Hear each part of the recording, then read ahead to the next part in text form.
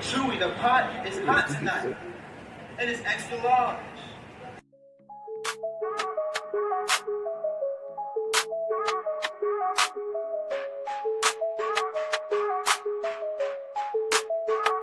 I'm taking over, one city at a time. Evolve is the brand and it is the best of all time. Got my friends with me, so you know it's time to unwind. We gon' show you how to do it, this is the way we climb. To the top, not stop, it won't be a drop.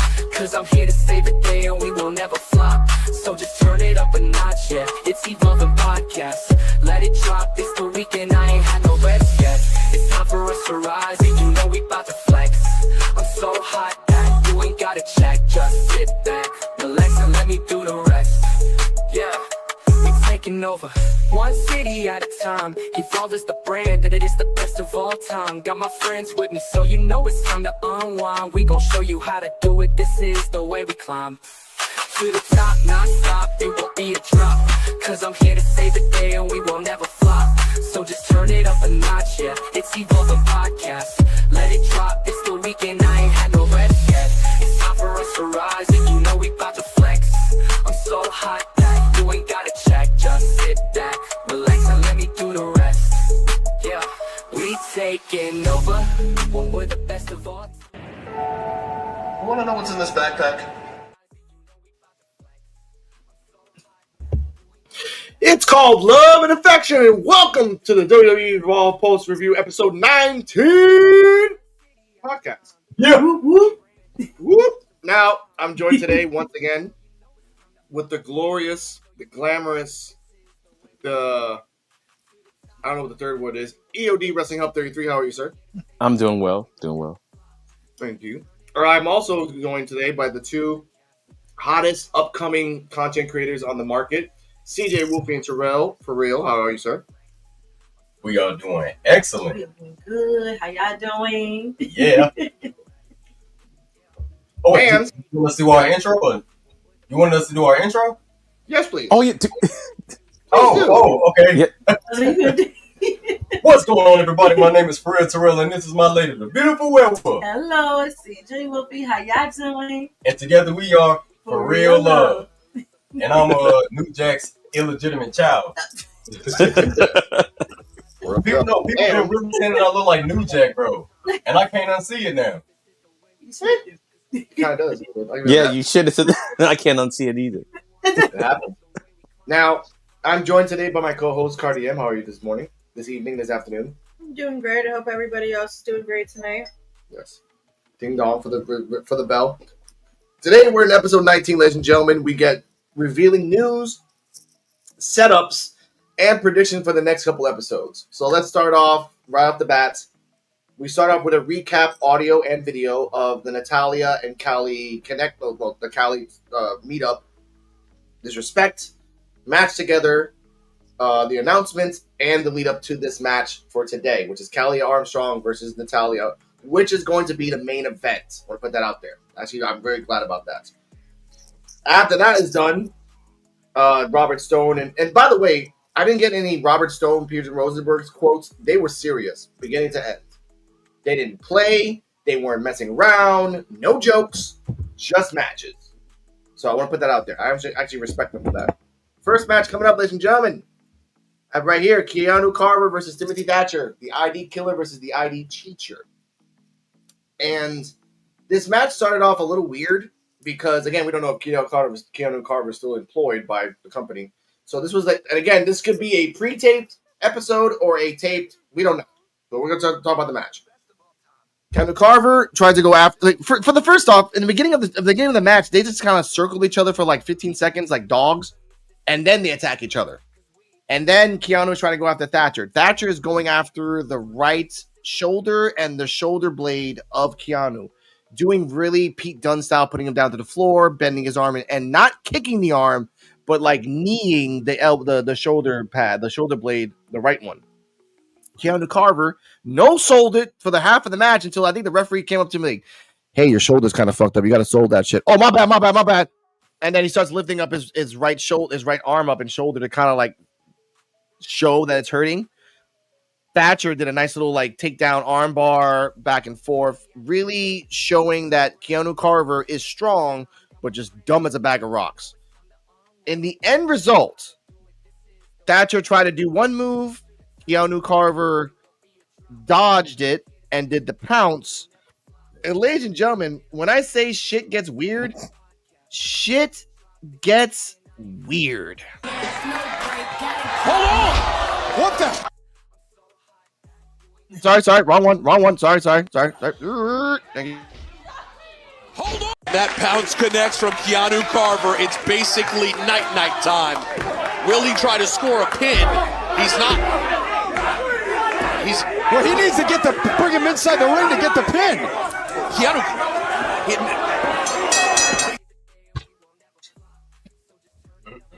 After that, he pounced. He like slammed his head for like another 30 seconds. The referees came in. That one woman referee, the blonde one, touched Keanu on the chest, and then he stopped because no one could stop him except for that one woman referee.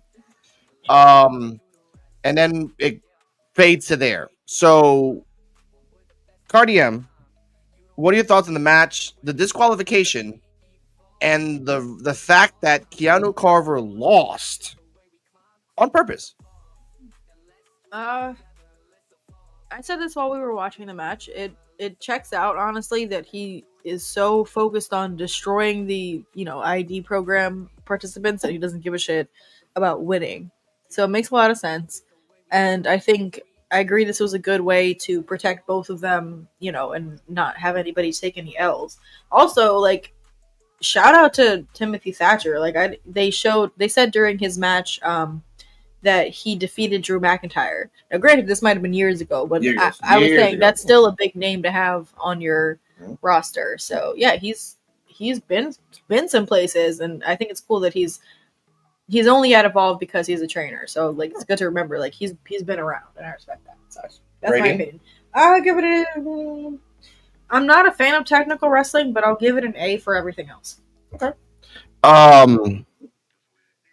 Then after me, we'll go to EOD. Technical wrestling was good. Think about that. Technical wrestling was good. The fact that Keanu no-sold it for half the match bothered me tremendously until halfway through the match. He's like, "Oh shit, my shoulder." So I'm giving this a B because he didn't know how to sell it in the beginning. Thatcher, they did bring up the fact that he fought Gunther, he fought Roman Reigns, he's fought in everybody under the sun. Sometimes winning, sometimes losing. And he won. He beat Drew McIntyre for the OG championship. That Keanu Carver's like a little fun fact is that he's going to just run over everybody until he's done. There is no done. B for me. Thatcher smiled throughout the whole match when he was getting his ass kicked. Never understood why, but that's just Thatcher. EOD. He doesn't care. EOD, thoughts and rating of the match. All right, to me, I really liked the match, and I thought the fact that the only person that's ever came close to doing what Timothy Thatcher did was Harlem Lewis. Like, for a good portion of the match, Timothy Thatcher was firmly in control. You're right, him not selling it at first. When I first watched it, I didn't even notice it because I was just so shocked that Thatcher was just manhandling this man for like a majority of the match. But it did make both men look strong. The fact that Keanu did like basically bludgeon him to death on the apron. I like that because the DQ is like, okay, he didn't care about the win. He wants to embarrass him, and he just wants to take out the ID program. So he accomplished his mission. Didn't matter if he lost the match or not. So I give the match an A because I was entertained with the match, and everybody looked strong at the end. And Thatcher, y'all did call it last week that man was probably going to smile throughout the match, even during the beatdown. So that's just Timothy Thatcher. So it's fun that way. All right, CeeJayWolfy and Terrell, thoughts and rating. Yeah, I really like the match as well, and yeah, I already feel you're gonna get some kind of technical in it, with Timothy Thatcher, and then some hard hitting as well. So yeah, I enjoyed it, and I give it an A. Terrell? I'm gonna get a match at A+, just because I think we all collectively called it down the middle. Honestly and truthfully, I think we all collectively said how this match was going to go. We gave our predictions, but I don't think neither one of us was wrong when it came to Timothy Thatcher smiling in the face of pain. Like, Listen, he doesn't care. Like he said, he fears no man. And he don't fear a beating either. I was scared for Keanu because of what he was going up against. But you know, Keanu, he said, man, well, I got the upper hand, man. I'm gonna just show everybody. I don't care about winning. I'm just gonna beat y'all ass. Like, I got my hands on you now. So I'm gonna give it an A. Oh, I got one more thing to add on it. Of course. I think Alex's prediction from last week about maybe that beatdown that he just took, maybe he might take Keanu under his wing after that beatdown to show like, oh, he's got something that no one else has. Maybe he might take him under his wing after that and, train him, So That would be cool to see, but Yes. the question is, will Keanu be humble enough to take the guidance? yeah, that's the thing. So it's like, oh, maybe I'm gonna help you destroy these ID kids so they can I don't know, I don't know, but I can see it. I can see it. Yeah, I could literally see Timothy doing that too. Like that shit not that shit, but what you did last week. Mm-hmm. I need that. These ID kids don't have that. I need that adrenaline. I need that drive. You hungry? If he can teach him how to direct his anger, that'd be perfect. You guys got it right. I think it's gonna be. It's not the humbleness that bothers Keanu. It's his pride. His pride is his own downfall because he's still stuck on the ID thing. Oh, these IDs people taking my talent. No, you were in a 4-way elimination match, and they saw that you were the strongest person in the thing. And as a standard wrestler, like, let's take this motherfucker out first, so we all have a chance. They all collectively thought that. That's actually just smart booking. That's not the ID destroying your plans. The fact that Thatcher can, like you said, Thatcher can come back next week and say, "You really beat my ass. You beat me to an inch of my life, but you still lost. Let me teach you how to win." And I have no hate. Beat me up? Sure. Look at my teeth. Life has beat me up every fucking week. You do nothing. Okay? So that could be something. I want to see Thatcher and Keanu not as a tag team, but as a mentor. Yeah, a mentor, bulldozer down the hill type of character. He's the mentor just pulling the lever that pulls the bulldozer down the hill for something. Because again, Jackson Drake is not going to have that belt forever. And if Keanu's going to be a mega heel, someone's had to take it off him. And I swear to God, if it's Lindsay, I'm going to be fucking pissed. But I don't think so. But we'll get to that later. After that, this is kind of funny. Backstage, freaking Vanity Project are just doing the Vanity Project thing. Stevie Turner passes by. And before Stevie Turner says something, me and EOD were talking this offline.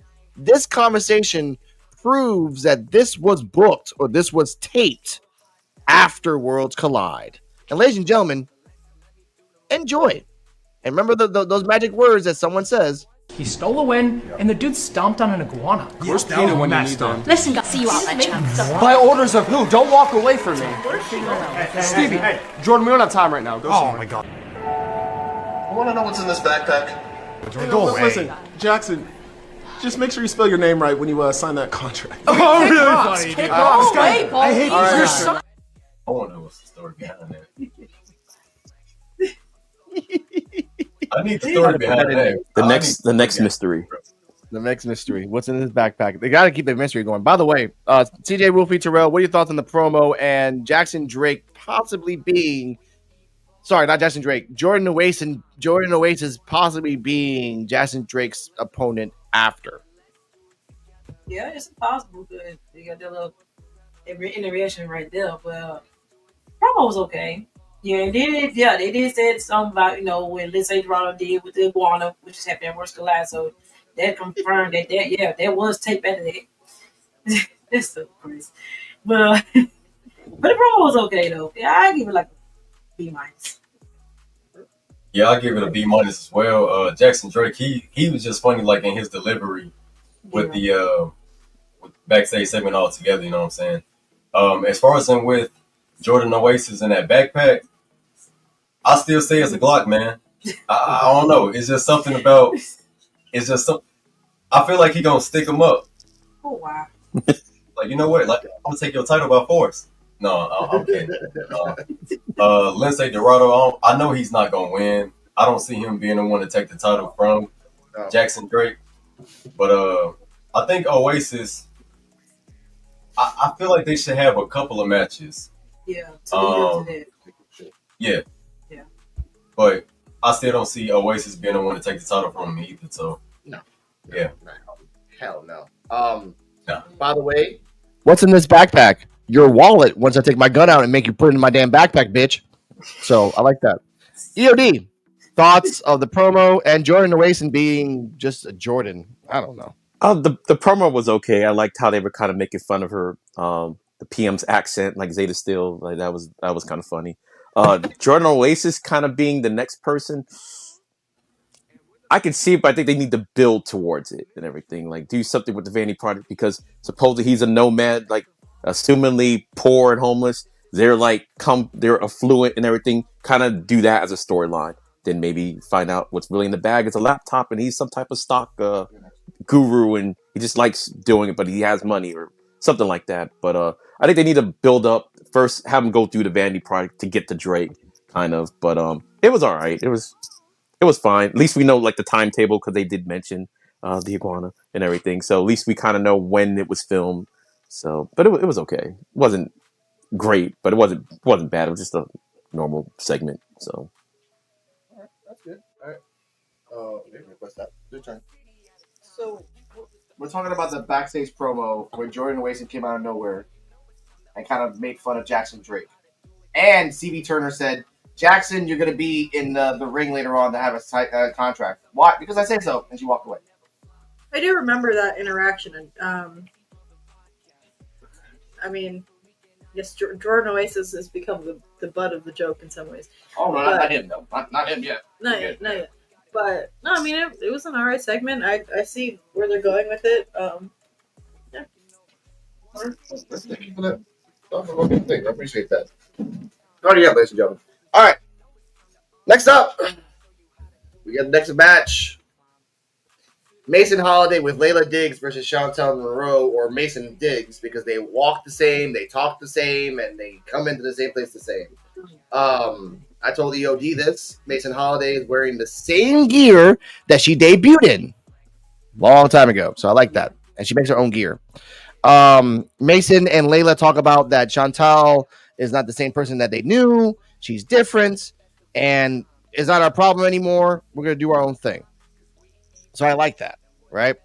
Chantal comes out, the reflection of perfection, which I do like that shit too. And they have a match. And this match was very... I don't know why I felt like Mason Holiday kind of regressed, not progressed for me. Chantel Monroe was very, very jumpy, very, very bendy. I love that Mason Holiday uses the ropes to get out of arm bars. In the end result, Chantel Monroe is taking the page out of Randy Orton. And when I say out of nowhere, motherfucker, it's out of nowhere. Here's a clip. Wait a second.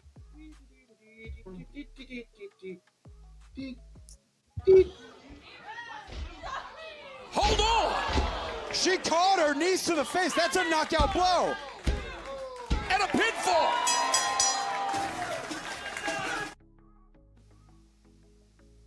All right. Pop up code breaker for the 1, 2, 3. There's no name for the special yet, but I would like for it to be called the perfect knockout or the reflection of a knockout, something like that. I give this match, it was short too, less than 5 minutes. I give this match give it an A. And Layla Diggs didn't really participate at all, which is kind of weird. So EOD, thoughts, rating, and because we're connected to the mysterious attacker, which we don't know who it is until the end of the show, what did you feel about the suspects knowing that all three of them were all in the same place at the same exact time? I think when I was watching, that was the very first thing I said. I'm like, all right, these are some of the remaining suspects left. What is going to happen since they're all here in the ring at the same time? Because nothing happened last week. The match itself was good. I like Chantel did some type of thing with her hand, like she was like looking in the mirror, but obviously it was during the match. I kind of like that little, I guess, taunt that she did. She kind of, that was kind of cool. I like Mason Holiday. To me, like I was telling Alex in the stream last night, that even though she looked the same, she didn't feel the same to me. She felt like different, like because I guess maybe her character is more developed now. So it kind of she felt different, even though she looked the same to me. So I like that. Like you said, it was a short match. To me, it was okay. I gave the match a B. Layla Diggs not interfering, so I was like, okay, well maybe they're not heels because normally you would have did something in the match to try to distract or whatever, but that didn't happen. And I really thought something else was going to happen besides what did happen after the match. So Yeah. Okay, I give you that. Before we get to CeeJayWolfy, Terrell, Cardi M, thoughts on Chantel versus Mason Holiday?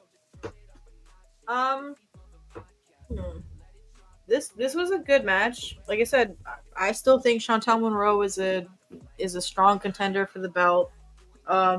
Mason Holiday, like I will admit, nothing really stood out to me, but it wasn't a bad match by any means. And I definitely noticed the whole Mason and Layla synchronicity thing. Like for a second, they almost had me thinking that they were the suspects. But yeah, we'll talk more about that later. I will give this match another A. Honestly, there's nothing wrong with it. All right, I'll give you that. CeeJayWolfy, Terrell, your thoughts and rating of the match, plus your thoughts on the three suspects before we even get to who the mysterious attacker is at the end of the show. Yeah. I thought there was going to be. The match was great. The match was great. Yeah. I give it an A as well. And I love that ended up when she did the pop-up code breaker. That was pretty nice. And with the three suspects, which really were the last three to be known, but so we just learned from the last part of the show. But I thought it would be Chantel for real, but then again, we thought about Gentala too. So and then it didn't show the attacker attacking anyone after the match, while those three were still out there in the arena. So it's still kind of suspected it could be still those three, one of those three. But yeah, it was just crazy. But yeah, I enjoyed the match though. I took that match A. Okay, wow, good job. I'll give the match a B plus. I felt like the match should have been a little longer, but I'll give it a B plus just because both women did their things in the match. When Chantel Monroe came out, she gave me face energy because the crowd was right there, and then she was just like doing like all this like stop it, like oh stop, y'all showing me too much love, stop, like so I thought damn she's face I guess. When Mason Holiday and Layla Diz did that promo, I thought they were heel. But, Layla Diggs, I was expecting her to interfere in the match or something like that, do some dirty tactics. It didn't happen. I was even expecting Mason Holiday to do something dirty. It didn't happen. So it was kind of confusing. In that aspect, I probably would have gave it an A, honestly. But other than that, man, Chantel Monroe, she came out on top. And that code breaker is freaking awesome. It is. So I'll get a match B plus. Nice. All right. Next up, my worst. Go on. Oh, my bad. All three of them being in the ring too. I was expecting something to probably pop off backstage or something like that. Nothing. So I'm like, okay. Yeah, it was kind of weird. Like I said, I was really expecting like some kind of reveal or surprise with this particular match, but so we ended up getting later. But I get what you're saying about Chantel Monroe. She was giving like oh shucks, you guys are talking about me, so sweet. But she's still evil as fuck. We'll see how they do the baby face versus heel thing with the three of them. But Chantal is like a heel that in her own mind she's a baby face. And Mason and Layla are baby faces that they're acting heelish. It's a weird mirror world that we live in right there. That the lines of heel and babyface get blurred every episode. You know what doesn't get blurred every episode? When a loser gets kicked out of freaking NXT and gets benched. Okay. We're not talking about Tyra. We're not talking about Tyra. We're not talking about her. Don't spoil it. Don't spoil it. I'm talking about this motherfucker.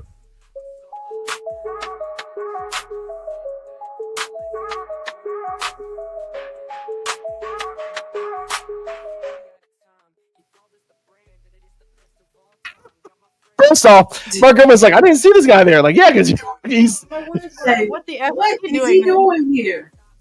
And when he popped up, this popped up. You standing here, and you don't even go here.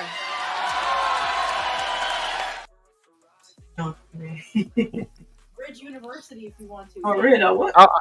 I'm gonna go straight to CeeJayWolfy and Terrell after I say this. Okay, Ridge Holland comes out. He says that he's the ghost of wrestling future, and he hears and evolved to just try new things. Tate Wilder, the sexy cowboy, comes out of nowhere. No.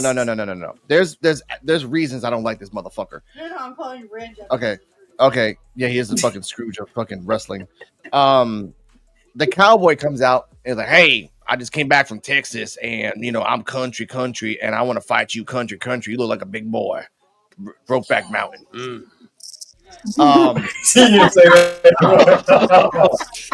That's what I saw when I saw it. I couldn't get the clip. They'll copyright me. But CeeJayWolfy, Terrell, what are your thoughts on Ridge Holland? We'll talk about the other person that popped up later. Let's talk about Ridge Holland and the fact that they demoted him to, mind you, a former tag champion got demoted to Evolve. And his first opponent's going to be the fucking cowboy.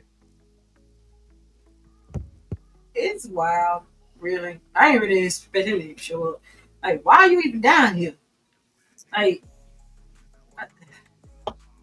it's odd, but then again, like, I know they're trying to bring, like, older, wrestlers to come down and help out some of the younger talent. He might suggest it, probably. I don't know. But we'll see how this goes in the future with him. And then this match we having with Tate next week. So we're just gonna see.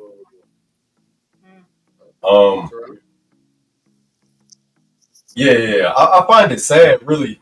I ain't gonna lie. I find it sad because Ridge Holland, when he was on the main roster, I literally looked at him as the next guy that could be at least fill the shoes for Sheamus when he decides to retire, whatever the case is. You know what I'm saying?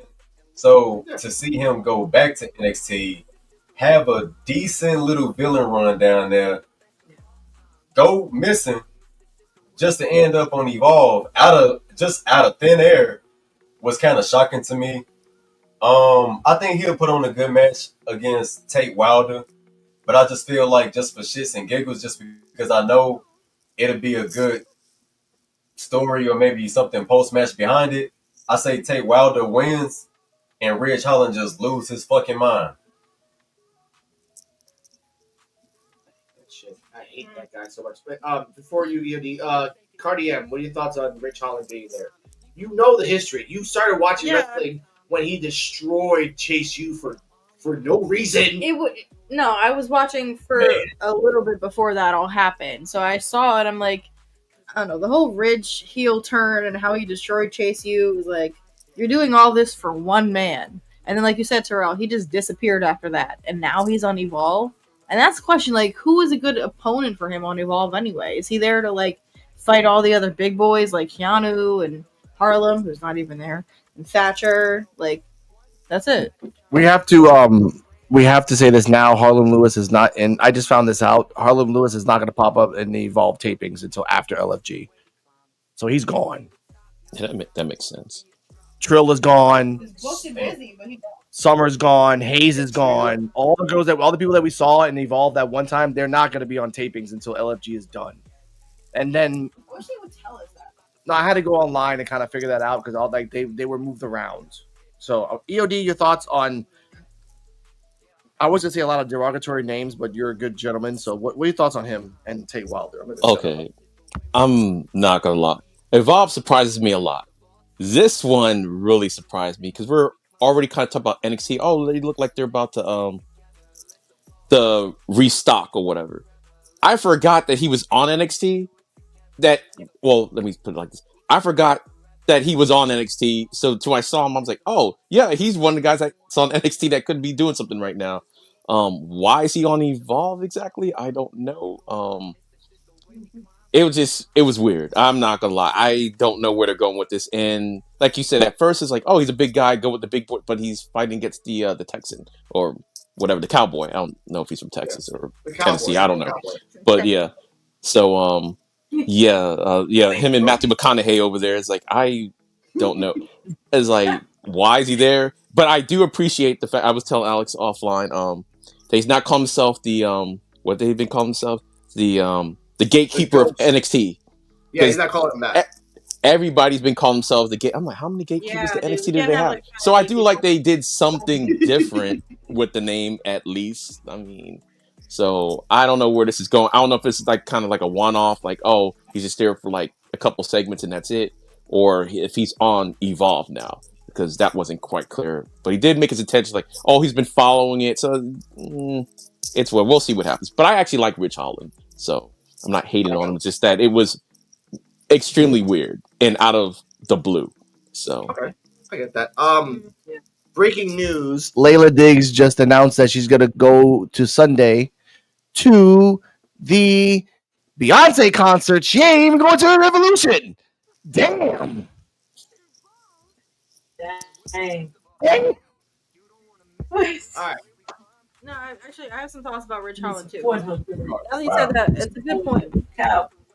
Yeah, takes it.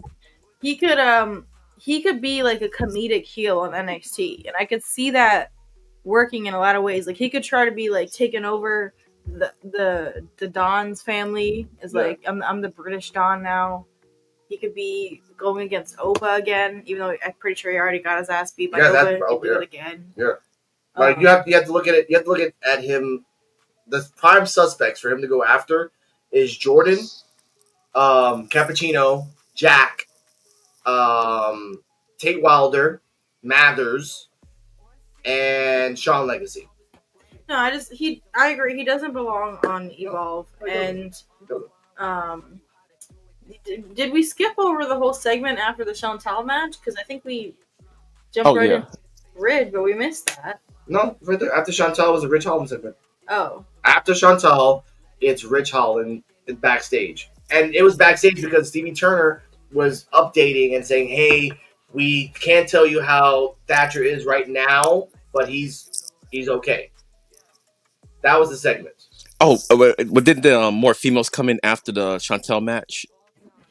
Oh, I think that's what she's talking about. Yeah. Yeah, thank you for that. Thank you. My apologies. We did skip. Cardi M was right. She's looking at me all mean. Post-match. I was about to look at the notes. Like, it happens at some point. Post-match, Chantal is like Mason Holiday and Layla Diggs. They're going to Beyonce, so they left.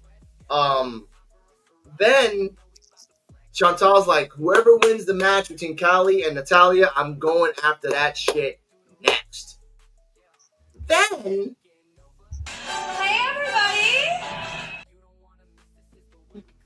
everybody! Kylie Ray popped up and said, hey, I just had a match with Wendy Chu. It was one of the best matches ever, which I kind of agree. I deserve to be the end of the line. Mind you, ladies and gentlemen, there's leaderboards. Chantal and Kylie are tied in wins at the moment.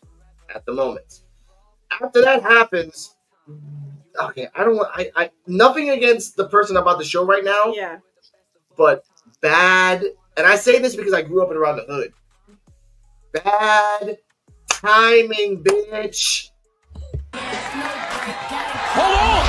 What the? My bad. Wrong one again. This one.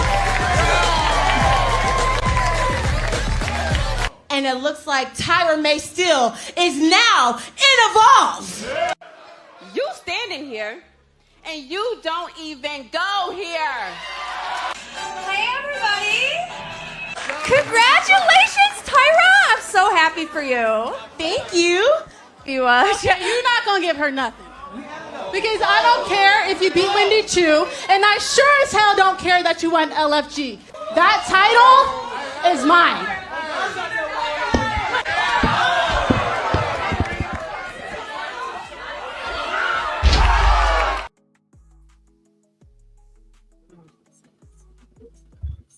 Two things. When she did the German, in the direction where her legs were, there was a guy that did not smile, but smiled afterwards. And if you understand why, You understand why. 2, you don't even go here, Tyra. What the fuck are you doing here? What the fuck? EOD, take it away, please. And then after that, CJ. Okay. Her showing up was weird in a nothing, like I said, nothing against her, but the whole point of the LFG competition was you win it, you get a NXT contract. So we see her debut on NXT like 3 weeks ago. She had her first match there. Now she's here on Evolve saying she's on Evolve. So it's like, what was the whole point in winning the contract in the first place? Now, the cover that we do know, if y'all watch Doctor Who, we have some timey-wimey stuff that goes on with Evolve since it's taped. We don't know exactly when it was taped in relation to when that NXT match took place. So maybe it sort of was taped before NXT, but it still doesn't make any sense and everything. That was the only thing, was just the fact that now you're on Evolve exclusively, not Evolve and NXT. So what was the point when because Gentala did the same thing. She was on LFG. So was Jamar Hampton was on LFG. They didn't win, so they got a contract with Evolve. You won and got your contract with NXT, so what's going on with the contract? So that was the only thing that was really weird. The matchup thing, that's fine, but even though you just got there, how are you going to kind of claim you're in the championship or you're a contender for the number 1 spot when you have a 1-0 career record? So that was about it. So thank you. And before we get to CJ, you bring up his name and he appears. Dynamite! Dynamite! Dynamite! Dynamite! CJ, take it away. Yeah, I thought it too. I thought it too when she showed up. I said, "Wait a minute, hold on.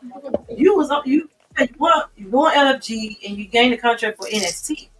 You were there for like one day, well, one night, and you didn't show her. We didn't see her no more after that. Then she pops up here.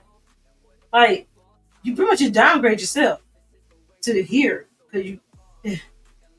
I don't know. I guess she wanted improve more of what she skills or anything like that. But yeah, it was kind of odd. But that's what you want to do. That's what you want to do. She want to go down there and evolve her skills. She left. Shoot, I don't know. It's great. Man, Terrell. It's too much. It was overwhelming for me to watch it. So I know Kylie Ray, Chantel Monroe. I know they had their back and forth and everything, and it was getting good. I was looking forward to maybe seeing a 1v1, and then Tyra has come out there all fucking cherry and jittery and shit. And now the thing that pissed me off with her is that one, you just won LFG. Now we don't know if this stuff is we know Evolve is pre-tape. But with this segment, we don't know if it's before her time, after like winning LFG, or if it's after. And if it's after, one, you was just on NXT. You just got your contract and you signed it. And then you disappear just to come to Evolve. And the reason is, why? Like, why are you down there? What, you want the title? After having one match and you won, you think you qualify for a damn title shot? In Evolve. In Evolve. I can see NXT. Not NXT. In Evolve. Not even North America. Like, and then you happy, like you fucking excited, bro. I would be pissed. I would not be in Evolve talking hot shit, like popping hot shit. Who you think you is, Natalia? Huh? You think you auntie or something? You ain't shit. You're not even intimidating. Lyra Valkyria is a fucking grenade waiting to explode. I look at you as a motherfucking dud. Like, you ain't even scarier than Lyra Valkyria. Right.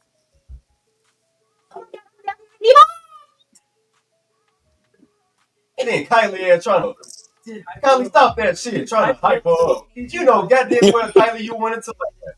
You know you wanted to laugh.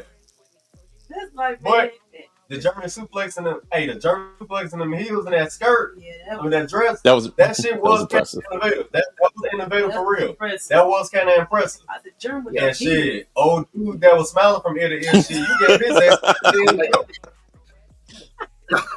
Because as soon as she did that, that's the first person I looked at. I looked at dude like, damn, dude got him a little bit on it. That motherfucker got happy as hell. You made that dude that you should have given him an autograph. You should have given that man an autograph. Yeah, he got an autograph of his eyes for the next couple hours in his eye. But thank you for bringing that up. If that motherfucker get dementia, I hope that's one memory that sticks with him. Because if he forget that shit, Lord, I feel good. I mean, for me, the fact that, thank you for bringing that up. He will cherish it for as long as. Yeah, but thank you. He brought it up. A good point. Tyra May did a fucking German suplex in heels in a dress. And bridge. And bridge shit, too. With heels in a dress. She can wrestle. She can wrestle. She can go, but like, show us a little bit more before you just start evolve. Come on now. Yeah. Now, not knocking you off, because I love evolve. But you deserve better than that. That's like Jasper Troy going down there. He won LFG. You do. Like he just had one match up there with the first match was. Right.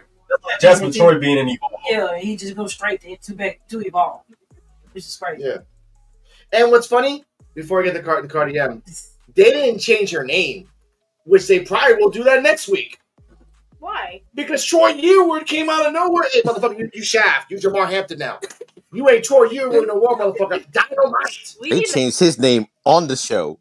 On the show. The segment started with his name, and then by the end of the segment, it changed. I was like, wait, what? We love you, Jamar. We love you, Jamar. We love you. Thank you for supporting us. We just want to know why you changed your name. That's not his choice. Okay, well, that's not his choice. Anyway. Go on, Cardi. But no, Tyra May Steele, it feels like, going back to, because EOD already talked about it, like, the fact that she had a contract for NXT. She earned that shit. It's like, you win a competition, you get a prize, and it's like, to me, it feels like she won, like, a scholarship to an Ivy League university or, like, a 5-star hotel, and then they traded it in for, like, the Marriott or community college. Yeah. Like, that's how it feels. It's like, we promised you this, but we gave you this. But you made another good point, EOD, that this could just be a pre-taped thing, and we're reacting to it real time, but maybe it wasn't in that order. Maybe. But I hope that they're not. Still could have done an edit job, like what you're gonna. I know you're gonna talk about it later. Yeah, because it was a bad edit job in this episode. Yes, there was. Oh my god, we'll talk about that later. Yeah. But the fact, this is my turn now, ladies and gentlemen. Tyra May Steele. First off, Evolve shat on A&E. Because the prize of A&E in LFG on A&E is to win the NXT Championship. Evolve shat on NXT because Tyra May Steele won a contract in NXT, but now she's in Evolve. Evolve crapped on Ariana Grace, but Ariana Grace crapped on herself because and we talk about this. I talked about this EOD offline. Every match that Ariana has is a fucking stinker. Every fucking person that she is fighting.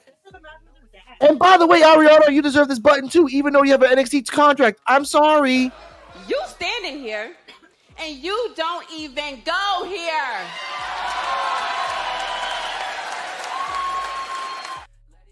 That's the liaison extraordinaire right there, though. No, you know what's funny about that? She's mixed NXT, and I've been watching NXT. NXT, but she's never there.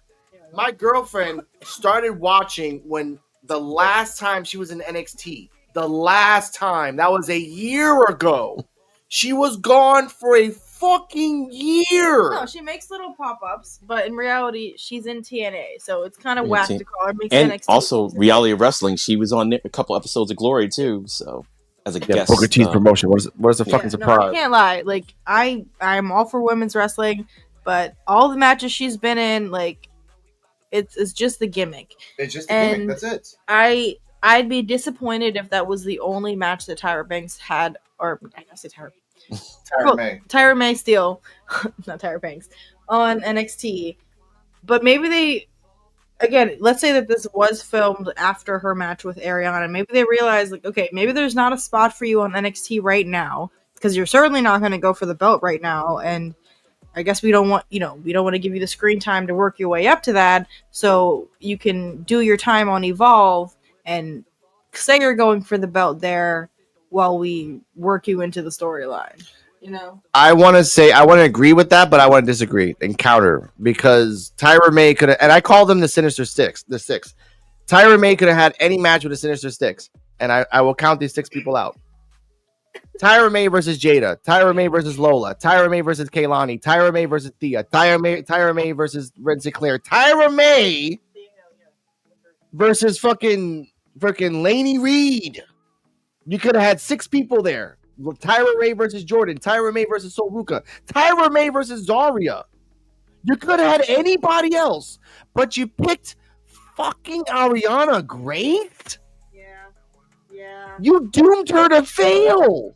She should have been up against Kaylani because, like, Kaylani, she's not an Olympian, but she's No. got that, like, gymnastics. She's gymnastic. Yeah, she's gymnastic It background. would have made sense. Yes. But, like, it's like you put her up against the prom queen, and she's, like, the angry athlete. Like, that's kind of the character she's going with. So, which it works. I get it. It works, but guess what? There aren't that many people on the women's side for Tyra. There isn't that many. In terms of, like, there's, like, 3 heels and, like, 6 baby faces. And some of them are coming back. We'll talk about that in a second. But some of them are actually coming back. But with this, I want to say this right now. Tyra, get a lawyer. Get a good lawyer. Fight your fucking contract. Get your ass back up to NXT. You do not deserve to be. I have nothing against you in Evolve. I have nothing against you. You are an Olympic gold medalist. If Kurt Angle was in the age of now, he would fight his ass off to get the fuck out of Evolve because he knows his worth. Know your worth. Actually, that just gave me an idea for a storyline. Basically, got Luca over there kind of about to maybe go back to Evolve. And if she goes into a heel gimmick, which it kind of looked like her first match, it kind of looked like she could go heel at some point. Yeah. You are a gold medalist. Just Kurt Angle, like when Kurt Angle came out, he was a babyface, but he was a heel. That just thought he was a babyface. And just use that, like even for the number 1 contendership. Well, I was a gold medalist. You just do that and to justify the reason why you're going after the title or whatever the case. Just do that and everything. Yes. Yeah, just do that. And then that makes sense. Like, oh, okay. You only won 1 match. Oh, but I'm a gold medalist, so I'm entitled. Yeah. So, and you got good storylines in Evolve. You know why? Because it took us 19 episodes to get to the fucking conclusion of something, which was masterful. Masterful. Do it right. But I get a little ahead of myself. Ladies and gentlemen, time for theories. After this, because again, we don't know exactly if you CeeJayWolfy Terrell, see if you guys remember this, because me and EOD can't really decide exactly when this happens. There was a segment in Evolve that Wendy Chu was in the background and she laid her head down and she went to sleep. Did that happen before Chantal match or after the Chantal match? That happened. That was. I mean, you tell me. That happened. Oh shit! I missed. I know they were talking about the championship. Yeah. Wait, one at a time. Terrell, go. I'm trying to debate. I'm trying to see. Dang. Because I had told her about it yesterday. Yeah. Because she had missed it. I'm trying to remember what happened. Did it happen? I'm trying to think of if it happened before the championship match or not. No, it happened way before. It happened way before the championship match. But I don't remember it was after Chantal talking or before the Cali match. No, I can't really tell you exactly that. It was before the contract signing. I want to say it was before Carly Bright and Kendra Gray background. Okay. Yeah. Okay. It happened right before they had that talk in the locker room. Okay, got it. Good to know. I think. Yeah. Okay, no, it doesn't really matter exactly, but I just want to know exactly that point. Okay, let's talk about this. But she toppled over and just fell asleep. What? What does that mean? Okay, I thought she might be turning to old Wendy. Now, yeah, and that me and EOD talked about this before you came, like literally minutes before you jumped on the live. This is two ways. Wendy Chu and EOD said this. Wendy Chu reverts back to her sleepy gimmick, which she can. She can go back to like, oh, that was the evil me. I went to sleep and now it's the good me, and like it's all good. And the evil got transferred to Kylie. Like all that evil, like I'm sleepy now, and then that's one way that can happen. And then she wakes up, and again, that could be a good resurgence of her character if a heel takes the belt off Callie. That's one. Second option is that Wendy Chu knows that she's going after Callie. She just has to wait for everyone else to hit her first. So she's just taking a nap. She knows that Callie's not going to lose the belt for a while. So I'm just going to hibernate until the right time to wake up and then attack. That's my options, my theories. Because you're not saying that she's retired. You're not saying that she's like leaving Evolve. You're just showing us that she's taking a nap. No one's going to attack her, which I love that. Which I love the fact that Jin Tala never attacked Wendy Chu. I fucking love that. Even the mysterious attacker. We don't know what the mysterious attacker is yet. But what's your thoughts on that, CeeJayWolfy Terrell? This means a lot. I think she's I'm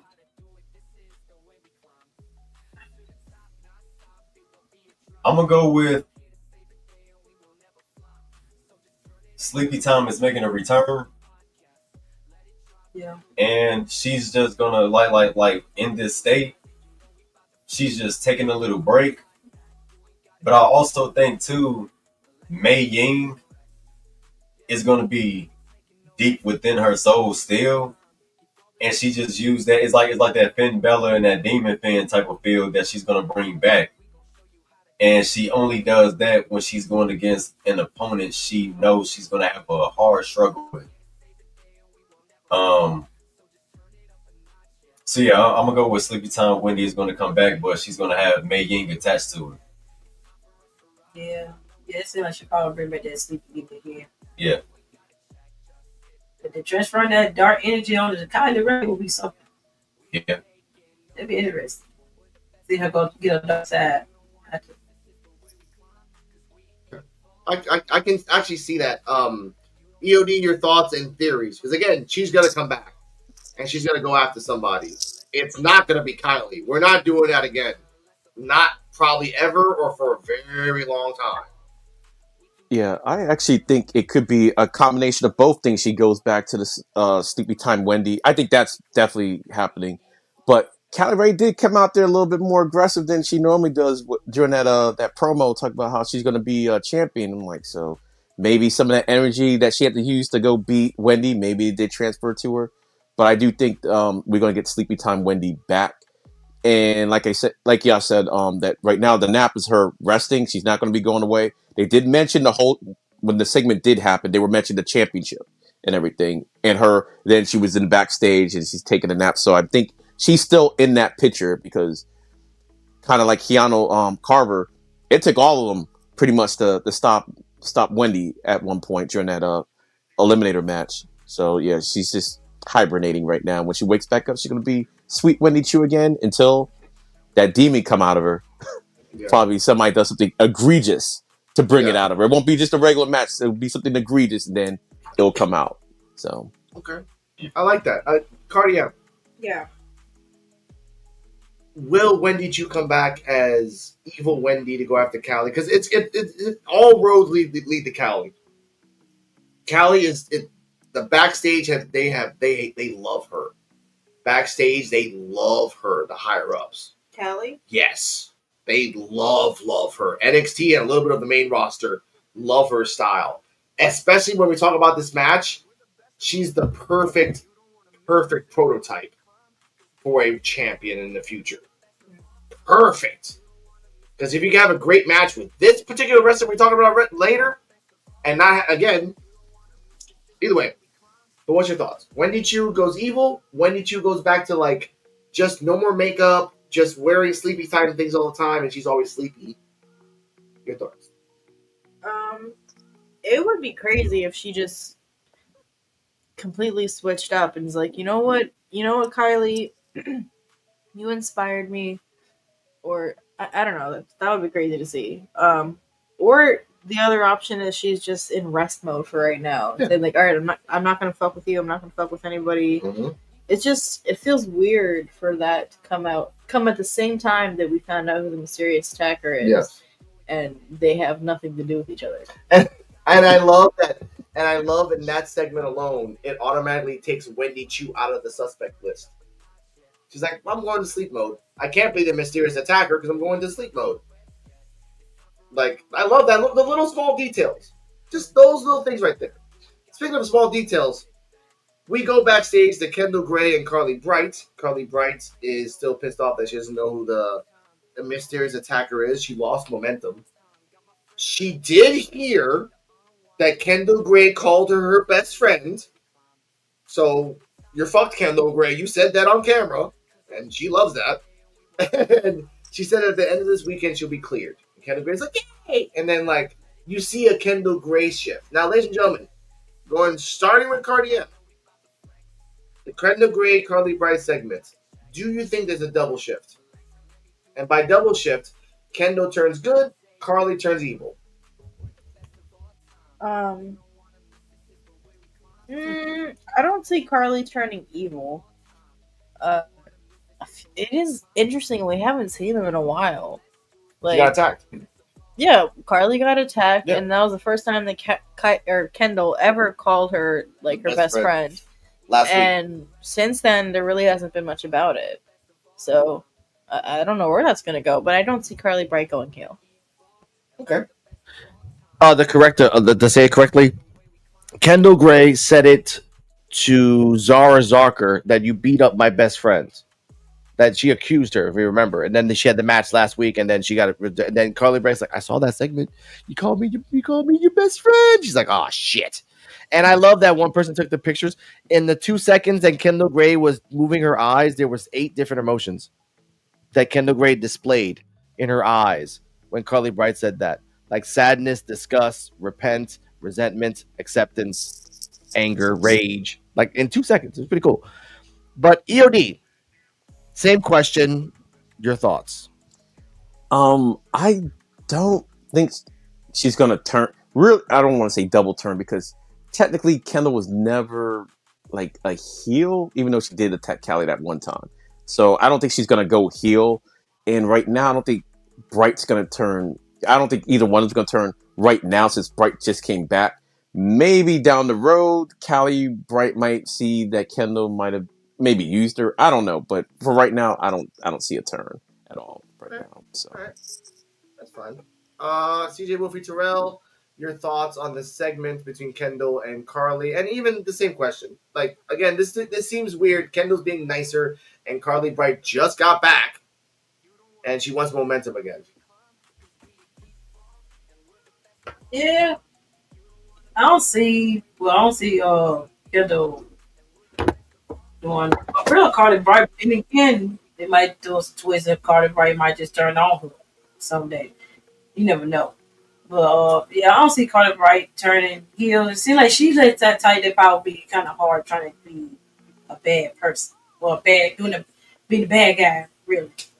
And I don't see her doing it. So and Kendall Gray just seems like the way I don't see her been doing like a full face turn, just like in between here and there. But yeah, I don't see it. Okay. Terrell? Yeah, I don't think they're going to turn either one of them heel. But if I had to choose, I would love to see Carly Bright turn heel.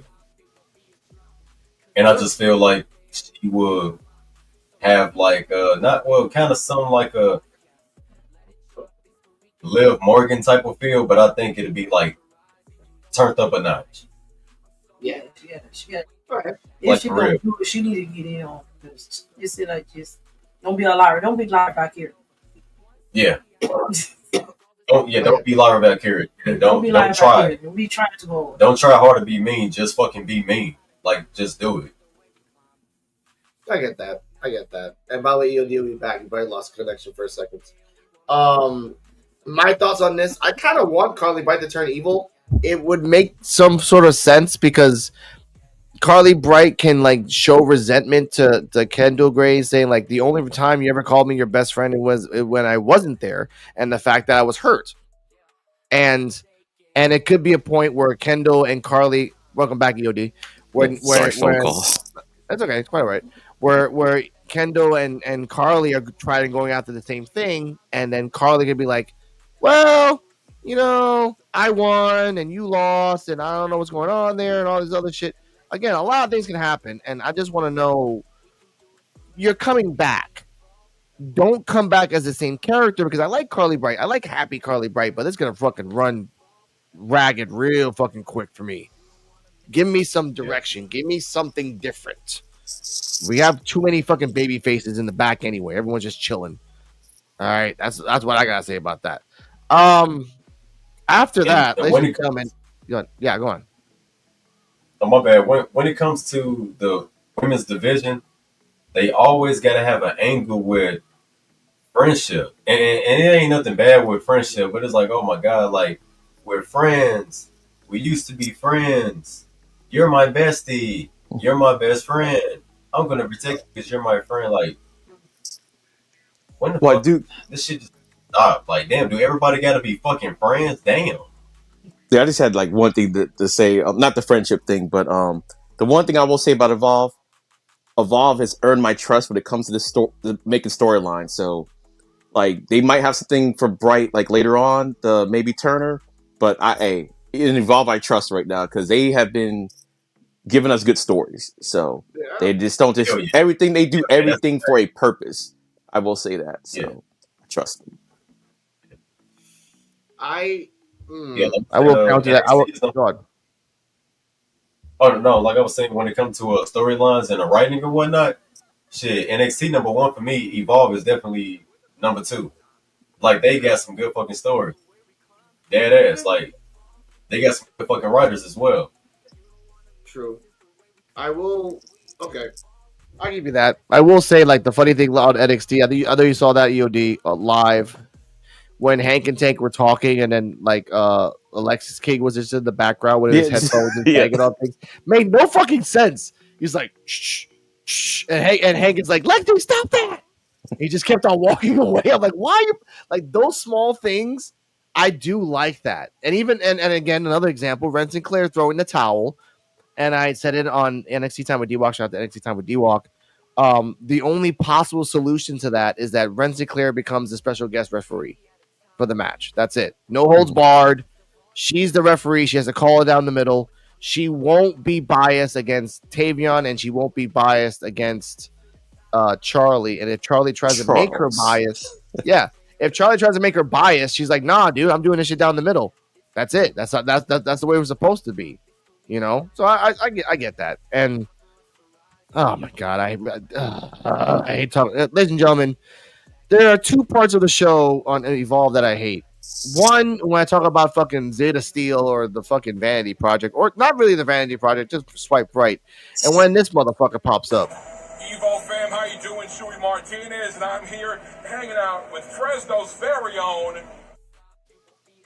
All right, I have to get a clip for that. But Chewy Martinez was in the back talking with, I gotta get the name for this exactly, Sean Legacy, who condemns Keanu Carver's brutal finish on Thatcher. He kind of like implies that he's going after Keanu Carver, which is the dumbest thing ever. You're gonna lose, but I get, we'll see that for the future. We'll talk about that later. Main event: Callie Armstrong versus. Oh my God, this match was fucking really damn good. Callie Armstrong versus Natalya for the WWE Evolve Women's Championship. They say out Natalya's name. She kind of like steps up to Callie. They say Callie's name. Callie's like, "What's up?" But I do like her new like robe when she came in, and then that the title was on her back. Yeah. That was pretty cool. Like she's like just shaking her butt, and the title's shaking too. Like that's pretty cool. Not the butt part, but like the shaking of the belt. This match was reminiscent for me of Charlotte, Natalya 2016-17 in NXT. You're showcasing people, and you're showcasing the talent, and you're showcasing how they work, And I love that. Callie must have a really good memory, because when Natalya did like the spinning lariat, she put her arms together and set it up for the fall. When Natalya was doing the sharpshooter, she was ready to go. Like, she was perfectly choreographed for this whole match. And it was really weird watching that. It's like, damn, she's not fucking up. Damn, she's not, like, you expect your first ever title match to have a botch.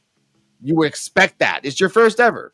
And it's against Natalya. No matter how trained you are, you might get like jitters, or you might like fuck up or something. No fuck ups in this match.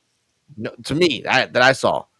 After a certain point, Natalya went for the sharpshooter, and Callie got out. Callie tried to do the Callie connection, and she countered that. At one point, which is the end of the match, Callie pushes Natalya to the ropes, which hits her chest. Callie goes for the Callie connection, hits it for the 1, 2, 3. And we'll talk about post match in a second. Callie is still your WWE Evolve champion. CeeJayWolfy Terrell, thoughts and rating of the match? Yeah, it was real good match. I know they showed good technical and some strength from Callie. Yeah, they put on a real good match. So I give this match A+.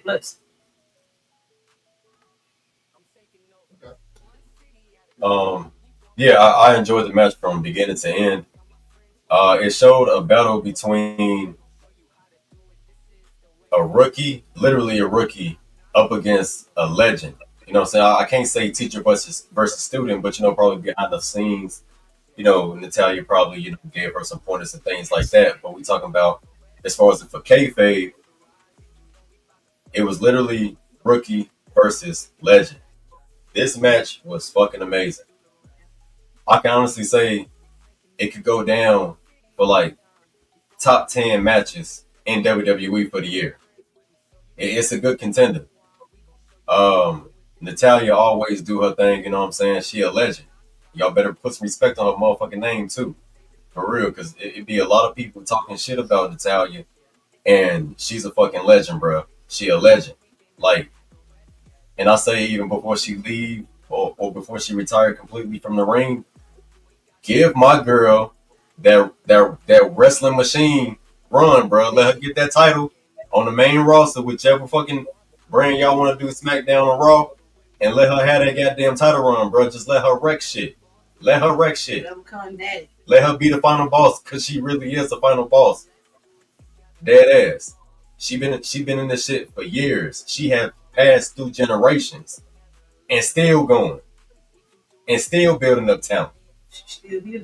And Callie Armstrong, like I said, you got backstage personnel got their eyes on her.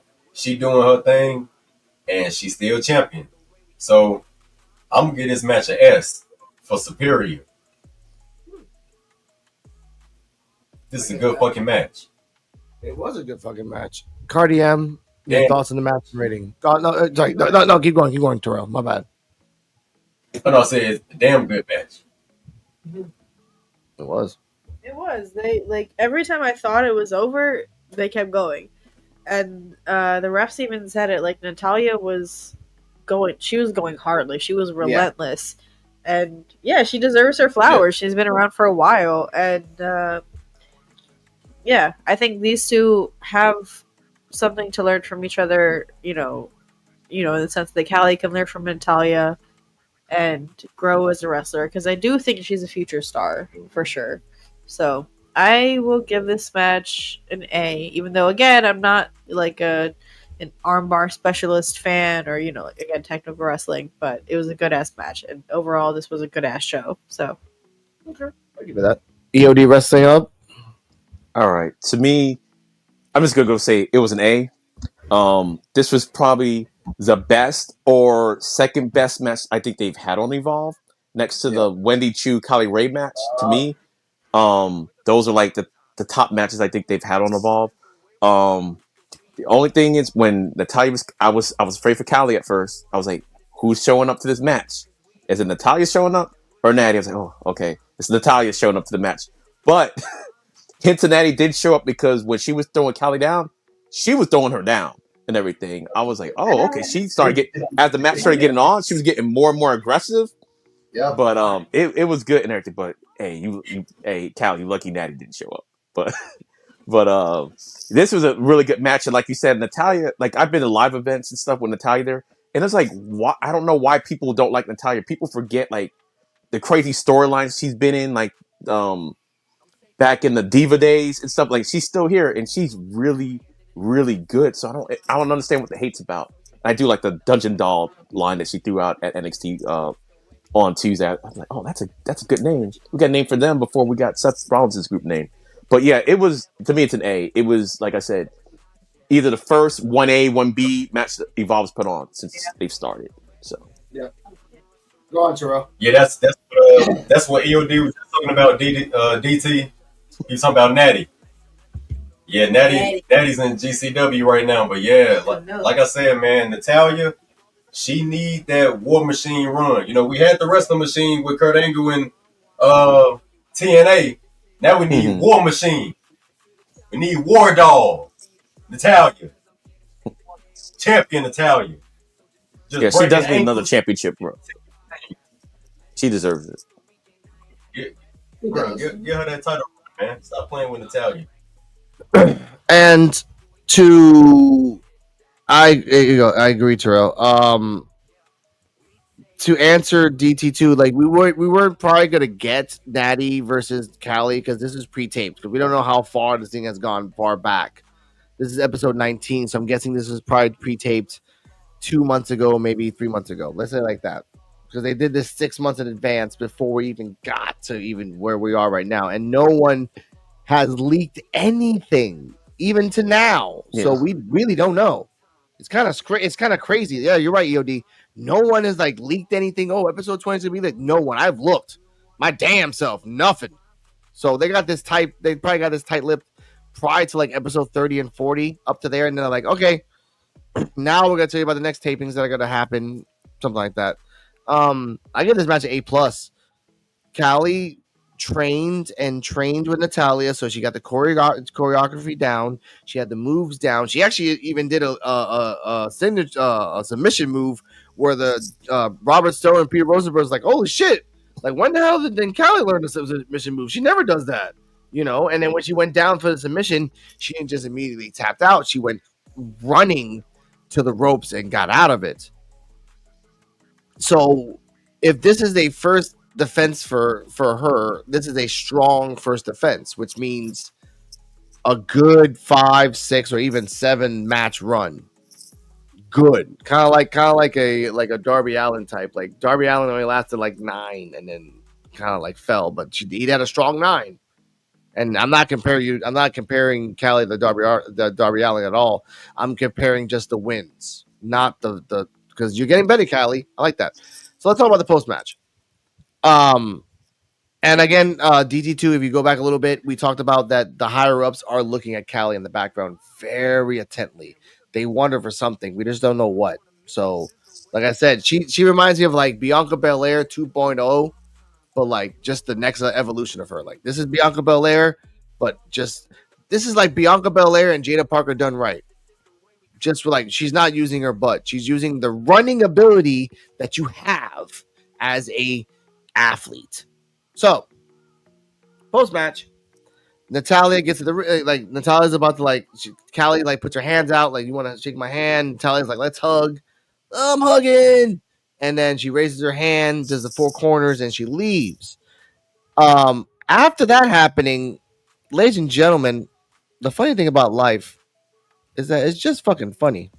Hold on! What the? It was me.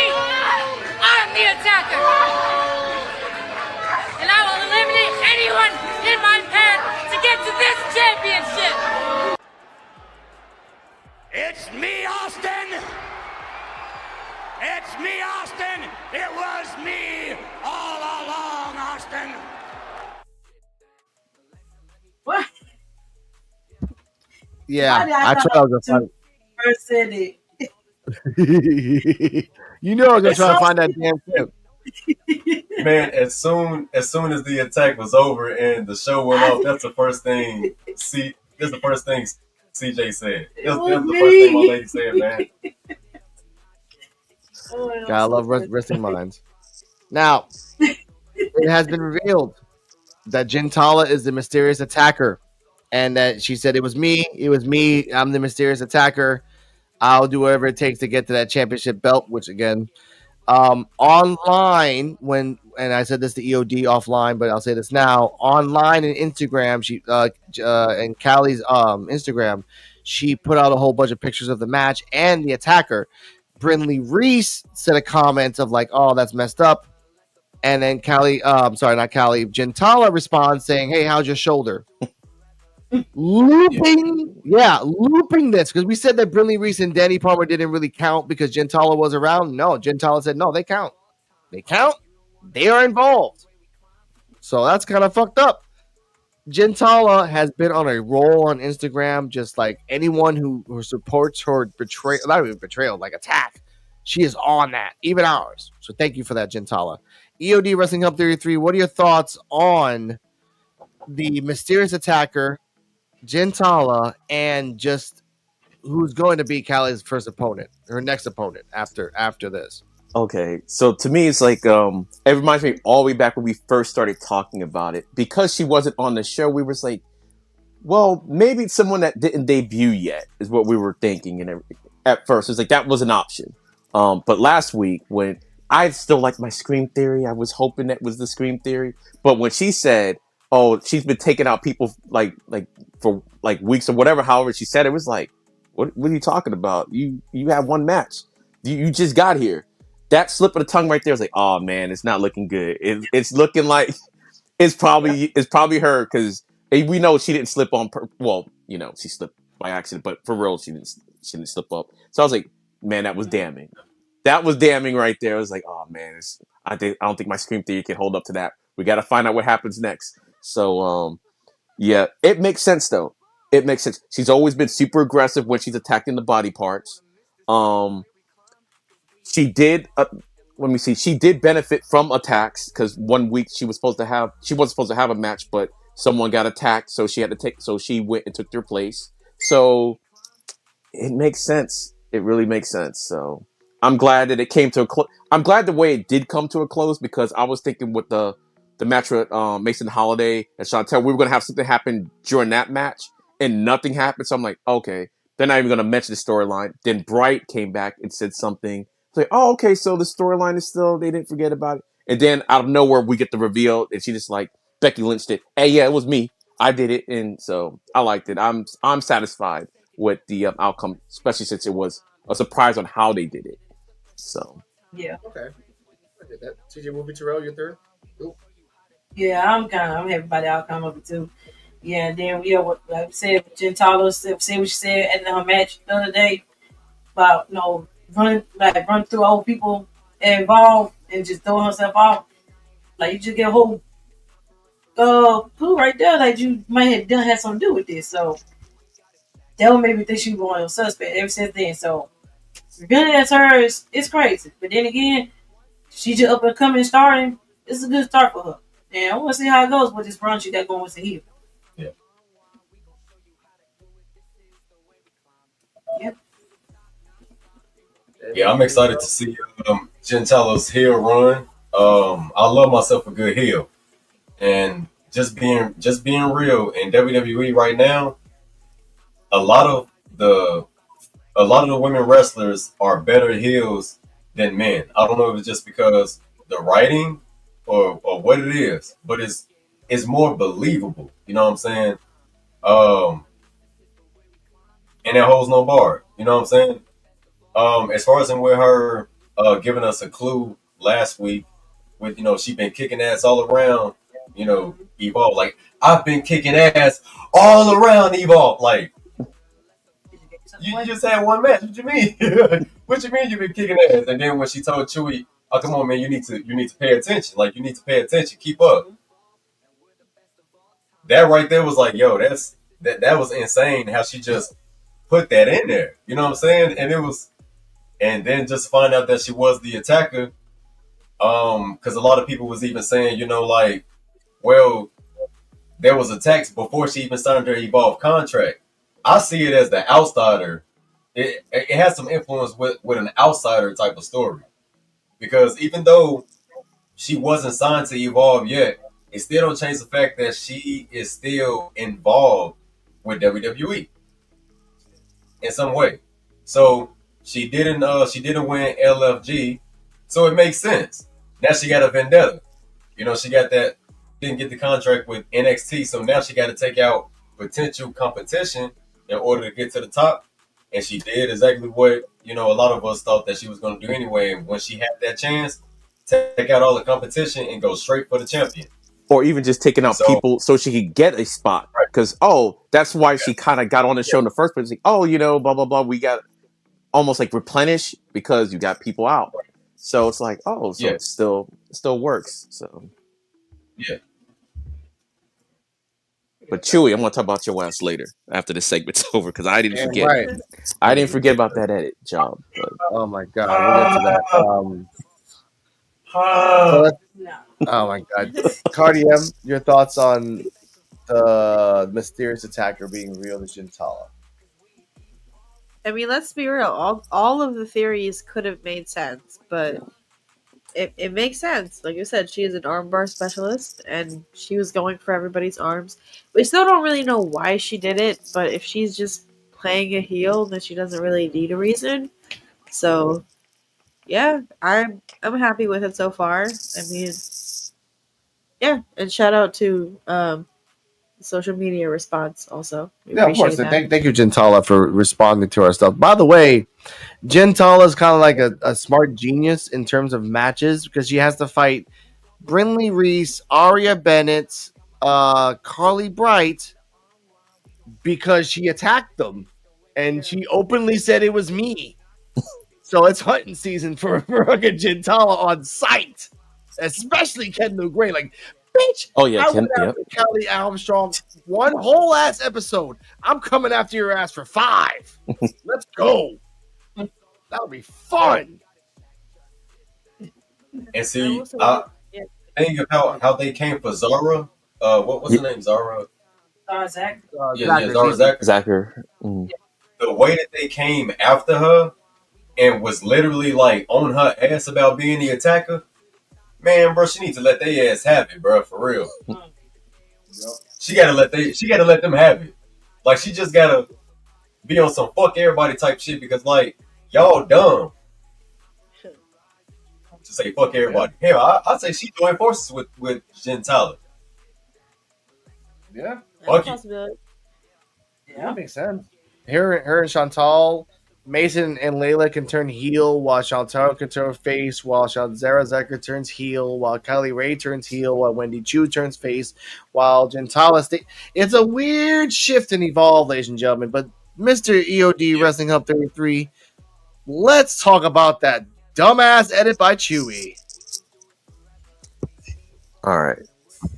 I've seen some egregious stuff on Evolve. Like, remember I was saying a couple episodes back, Shawn Legacy, I'm like, okay, they had the little thing in the ring where they were about to announce how they were going to do the championship. Shawn Legacy had on one outfit, and the back had a little bit on something different on. I'm like, all right, I can kind of suspend my disbelief for that because maybe you went backstage, you changed a little bit. But this Chewy thing.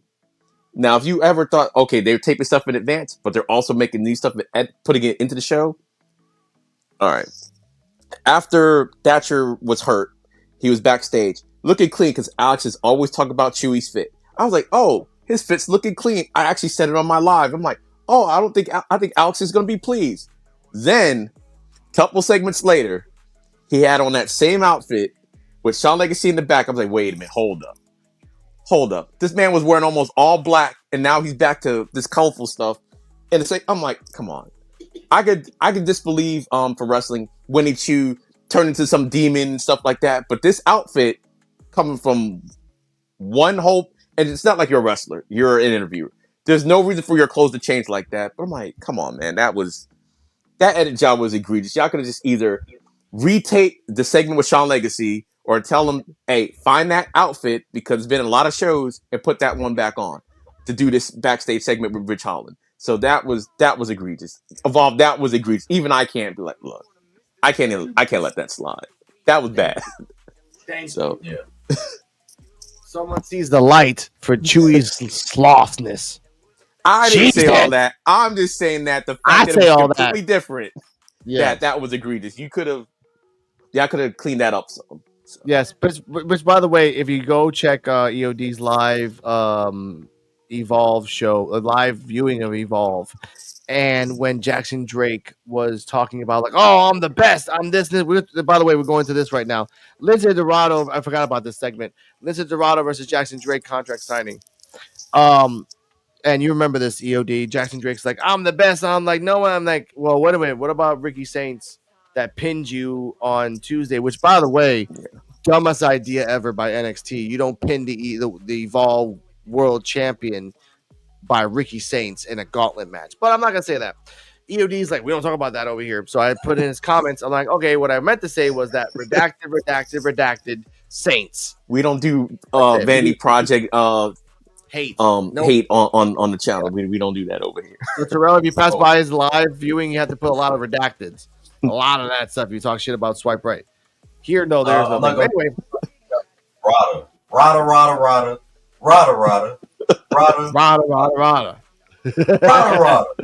Saints. Now, let's talk about this contract.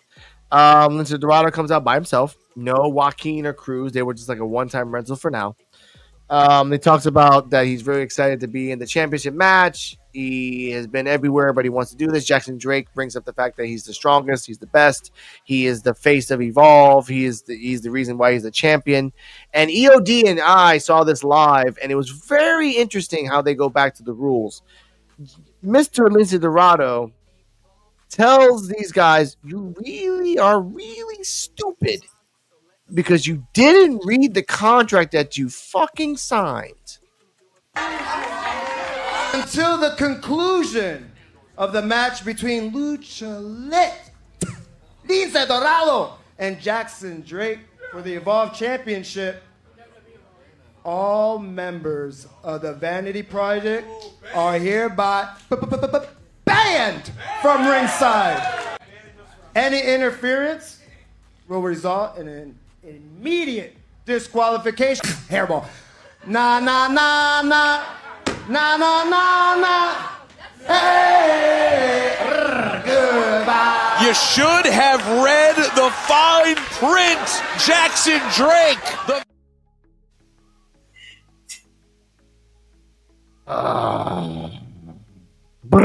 Goodbye. CeeJayWolfy Terrell, thoughts on the segment? The fact that these dumbasses, all five of them, even, and I say this because we have a clip for this guy, and I haven't pressed this button in a very long time.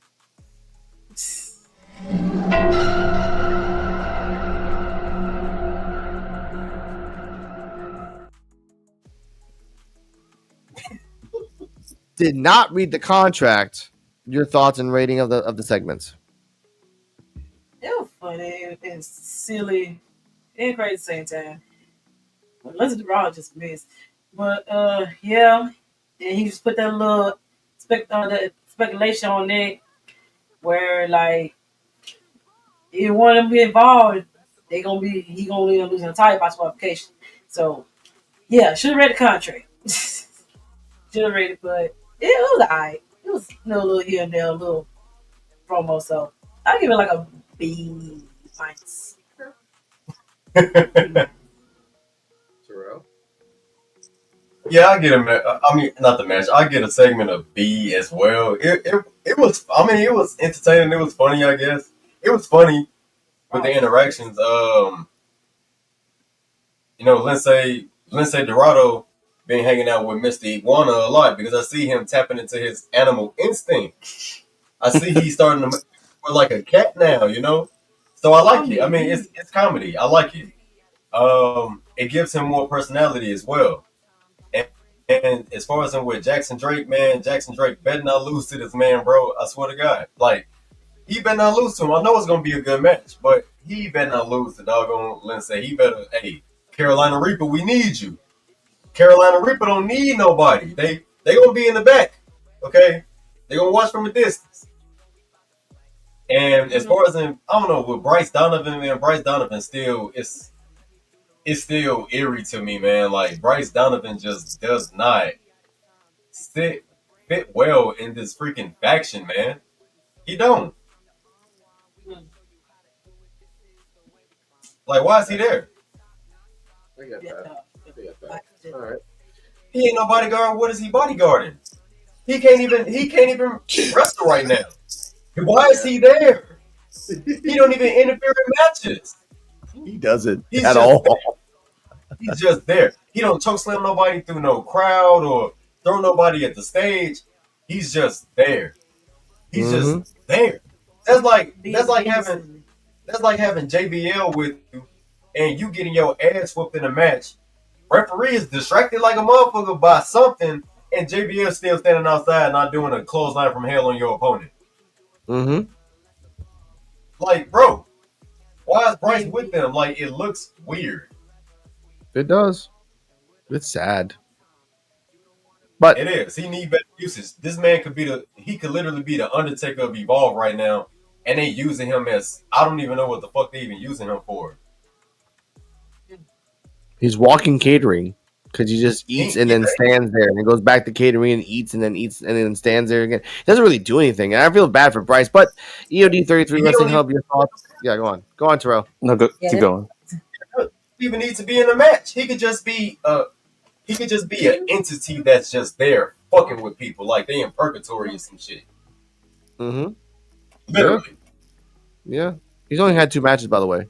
2 wins, 2 matches. That's it. That's it in 19 episodes. Yeah. But hold up, EOD. Cardiam, your thoughts on the rating, thoughts on this segment? Oh no, the segment was cool. I mean, obviously they tricked Jackson Drake, but that's because he didn't bother to read the fine print. EOD can share his thoughts. I had something further back.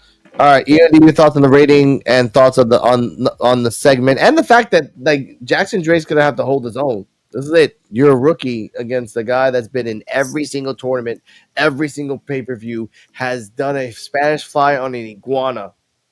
So, you know, how the fuck you gotta step up to that? You're a Reaper, but he's an iguana killer. Okay. So, no. I did like the segment. The main part of it I liked was the trickery with the contract. Because everyone always assumes that, okay, DQ belt doesn't change hands. But it will if there's a stipulation saying that it will. They don't use it that often, but it has been used before. So I did like the fact that Drake was so cocky that he just signed it and that was in there. So it's really going to truly be a one-on-one match, and you can't bring in anybody to interfere because they could have used some tricky language like, oh, was it Vanity Party? They got somebody else. Like, no, any interference will the belt will change hands. So I did like that. I like how Lindsay was saying how he was arrogant and blah blah blah, and Drake was just like, yeah, I am, blah blah blah. Aside with the Donovan thing, he will be in the ID tournament, so he's in that. So I guess whenever this was taped, he must be healed up. I guess so. He has been wrestling on the but y'all haven't seen it, so that's here no there. But I like the segment, and as a other thing, I will be going to that ID tournament next Saturday, so I will be there for all that. So that's a thing. But yeah, it was good. I thought it was good. I'm not gonna say it was an A+. I'm not gonna say that, but it was good for what it was. It came across, and Drake is gonna have one-on-one against Lindsay. And for what y'all saying, how Lindsay did this, and that, Natalia has also did this, and that. So it seems like the champion, like how they're doing it, they're matching each other. The amount of matches they've had, the defense they had, when they had their defenses, it's all starting to come together a little bit. So you kind of see where they might be going with this. So I don't think Lindsay is going to win this match, but who knows? So, no. But by the way, I was going to say about the ID tournament, but by the way, congratulations, EOD. Have fun over there. Just promote your shit and talk about and tell Zeta Steel that there's a person here on the podcast that has a boo button just for her. I will say this segment was kind of funny. And me and EOD talked about this on the live. Like, it's very NXT 2016 William Regal is sick of this shit, so he's like, he put that stipulation in the match just to like, all right, you're gonna have a match, no one's gonna interfere, and if anyone does, anybody, the title changes hands, which then will showcase the wrestler. It's about the showcase. Like Callie did to Natalia, and you're right, EOD. Jackson could do this to Lindsay. Before we leave, let's have a little final thought on this.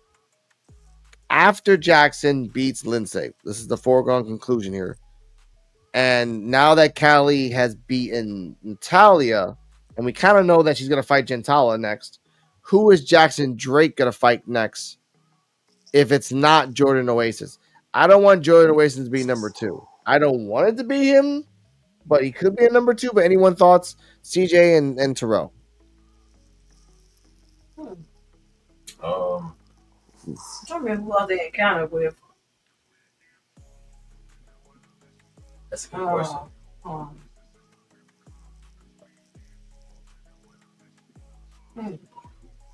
I would have to say.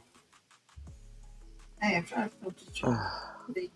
If I had to say anybody, I would say number 2 would definitely have to be. I don't think they're gonna do Sean Legacy yet. Yeah. I say number 2 he has. Be, I say. Dang. Because that'd be too soon. I see Sean Legacy or Keanu being the one to take the belt off of him. So, dang, bro. Well, I say Sean Legacy will be second, and Timothy Thatcher is the one that, if he does become Keanu's mentor, that's how Keanu gets the Evolve belt. Okay.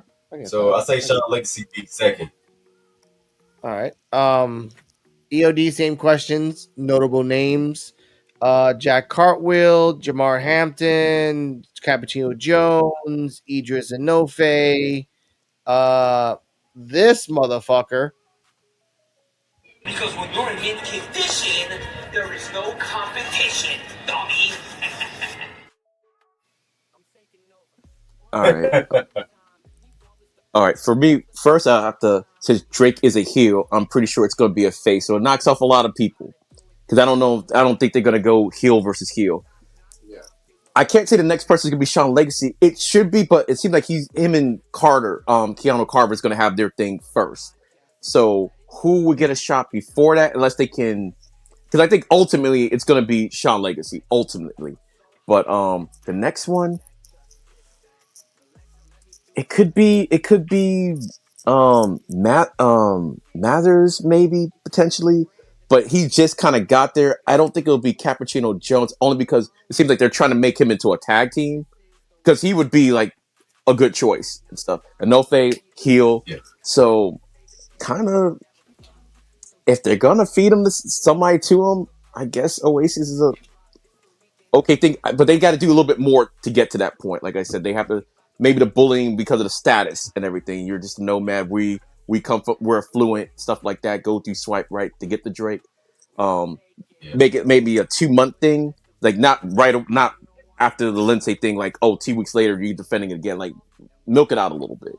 But yeah, like Sean Legacy, I agree with you. Is like ultimately, but the next one, maybe Mathers, but he just got there. But so Oasis had that good match with Mathers too. So I'm like, he was doing stuff I didn't even know he could do. So that's a good choice. If I guess Mathers, if it's not going to be Oasis, they got Mathers. I guess would be the next person up. I can't really think of anybody. So it was a hard question. I know. Yeah. It's a really hard question because I was thinking about that myself, and I can only think of 2 names, and it's Jordan Oasis for number 2. If not Jordan Oasis, I would say Mathers. There's a third guy. I can't remember his name. He's been popping up like the cowboy, but not really. And Sean Legacy is the end boss. Like Jackson's gonna fight Sean Legacy, and I think Sean Legacy is gonna take the belt off him, which then lets Keanu takes the belt off him, which then lets somebody else. Like it's just gonna be a domino effect, one after the other after the other. I'm fine with that. Jordan Oasis. God damn it! You're so drifty, and I don't know, man. Anyway, Cardi M, who is Jackson Drake's second opponent if it's not Mr. What's in My Backpack?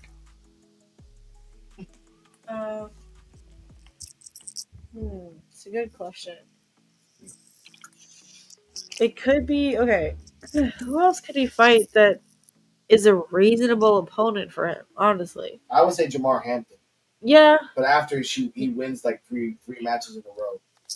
I mean, and you mentioned Tate Wilder too. I wouldn't mind seeing him. That would be an interesting match.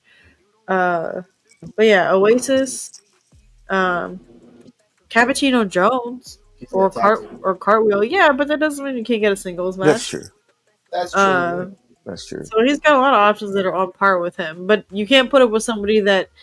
That's the thing. You can't put him with somebody that would reasonably beat him, but you'll have him beat for the storyline. Yeah. You know what I mean? Mm-hmm.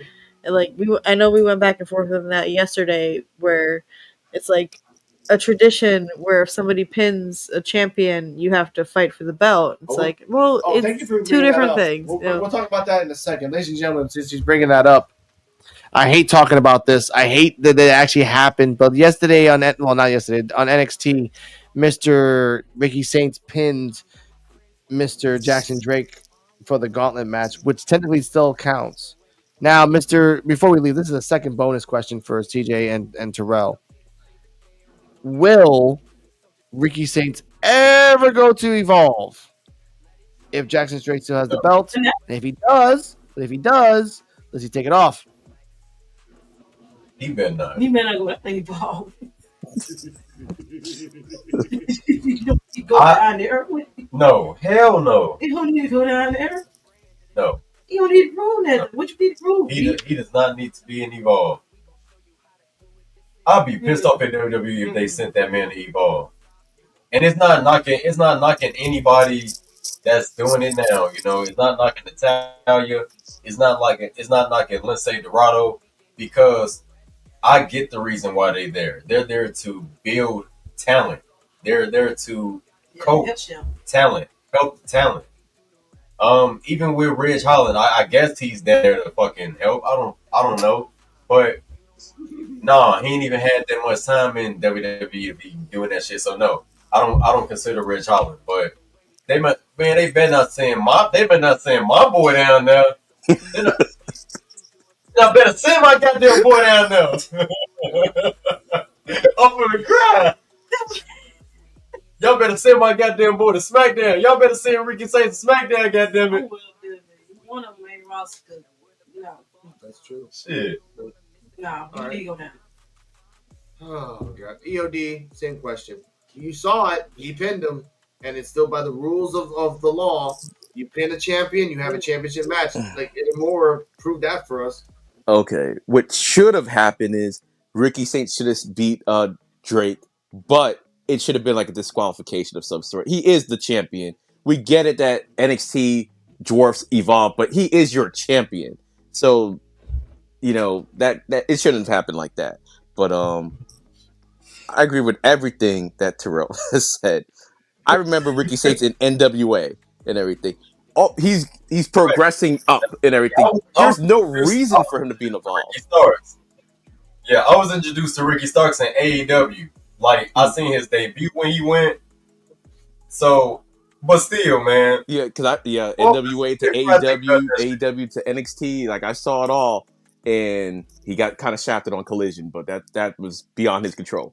But yeah, there is no. I get the pinning the champion thing, but for Ricky, because of that, he needs to win the North American Championship to put this whole thing to bed. If he gets that North American Championship again, which I don't think he will, he gets that championship, we don't even have to worry about the Evolve thing, because we just have to worry about him defending the North American Championship, because that'll be some bull. Like, for real, like Natalia and Lindsay, they're veterans, and like you said, we know why they're there. They're there for a reason. Even Ridge, I guess, is there for a reason. Ricky Saints just got there. I guess you could play that Bianca clip for Ricky Saints going down the Evolve, because you don't even go here, Ricky. Just go up to SmackDown, not to Evolve. So, and because he requested bro, let me say this: you standing here and you don't even go here.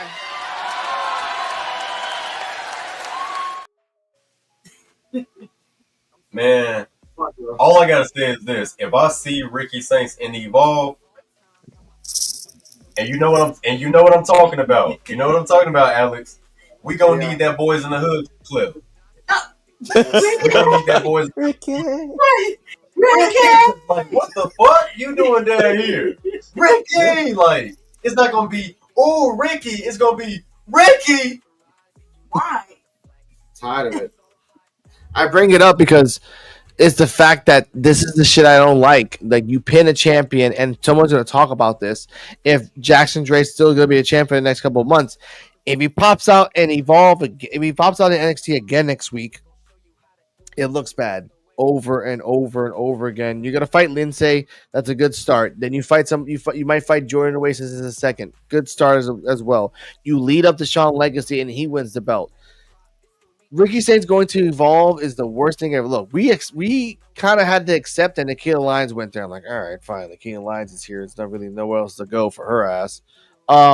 You start with Wendy Chu here, and like Wendy Chu doesn't really deserve to be in Evolve, but all right, it's a nice little playground she can have fun with. That's cool. Then you start bringing in the LFG rejects that you don't want. I'm like, all right, you give us Gentala, and by the way, Troy Yearwood is not a reject. Gentala is not a reject, but that's to what we saw in the beginning. And now you bring it up Ridge Holland. There is no reason for Ridge Holland being here. Just saying, like, look, we don't want to let you go because we know that AEW is going to pick you up and they'll do like the anti-neck gimmick over there, and it'll look bad for us. That's what I think. So we're just going to keep you here. You're not a good You're not a good wrestler. You're not a good trainer. You broke Big E's neck. That's going to be stamped on you for the rest of your life. And you destroyed Chase U. You destroyed Chase U just for them to come back. They're not back because Thea Hale's doing some random shit by herself. Duke Hudson's gone, and O'Reilly Osborne is fucking gone. Like, what's the fucking point that you remember that fucking, like, literally? He should go back. Mr. Chase is still there. Say, hey, I told you to shut this shit down. You open the back. Okay, so run it back. But God, you fire the guy that the crowd literally did the O'Reilly gimmick to his ass. That could have exploded in the main roster. O'Reilly. Literally, you could have done something with that, but no, you fire him. Look, Evolve is getting, and I'm going to get the clip for the poison, is getting poisoned by all these people. Tyra May does not deserve to be there because she deserves to be in NXT. She won a contract. Ridge Holland, if there was anything below Evolve, you deserve to go there, not Evolve.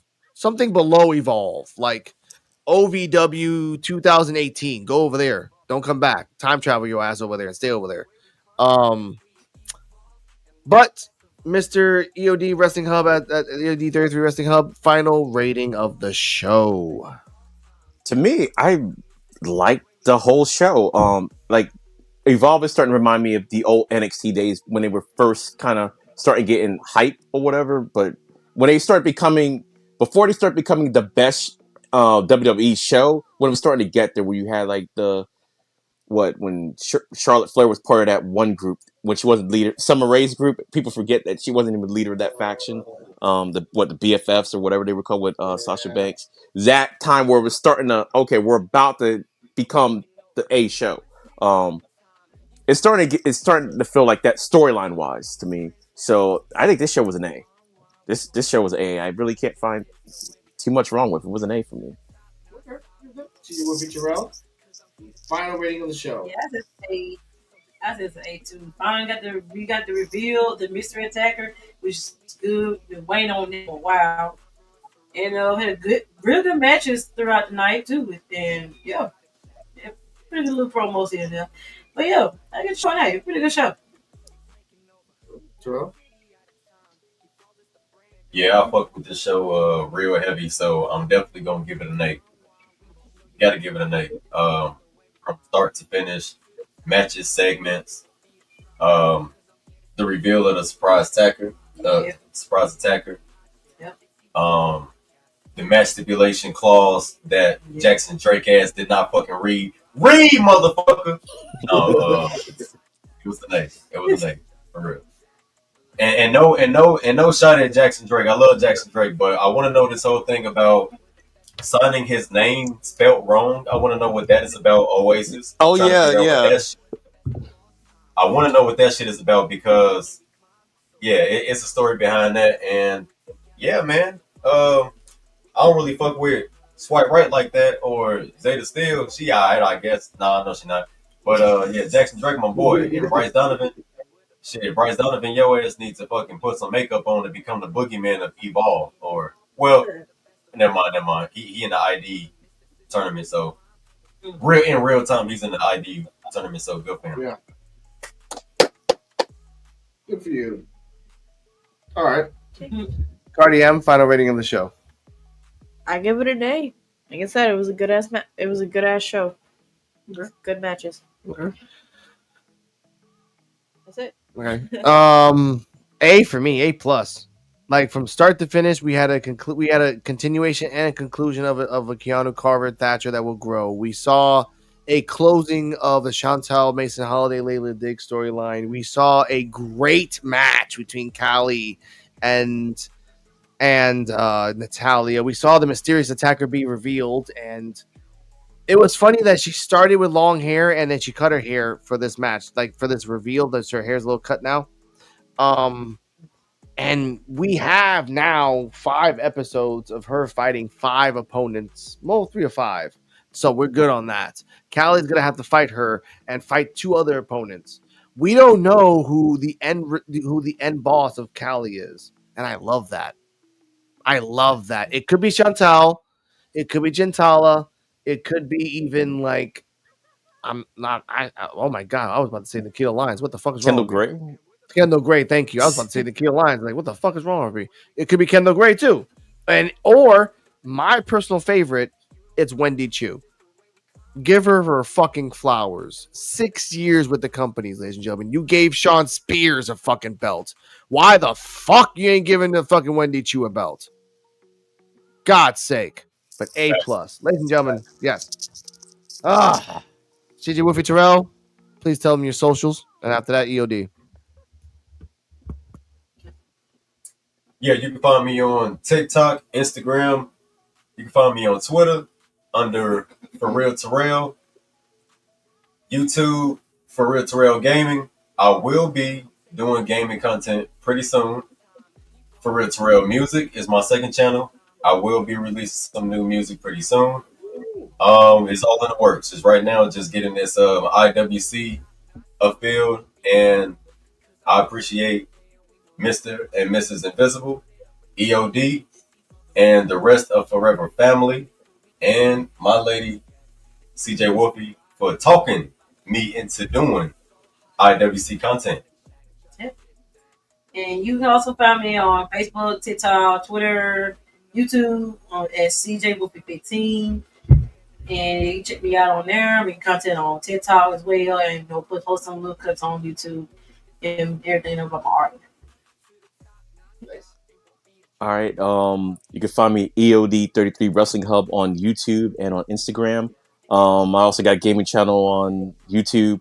The easiest way to find me, all my social media, just go to Linktree, /Endadays33. It has a list of everything: Instagram, TikTok, Twitter. Even though I'm trying to do better with Twitter, all my social media on that one link. So that's all you got to remember. You'll be able to find me. Cardio. You guys can find me at the Noir Project on YouTube. That's NOUR. And yeah, we appreciate you guys as well. Thank you all for being here. Seriously.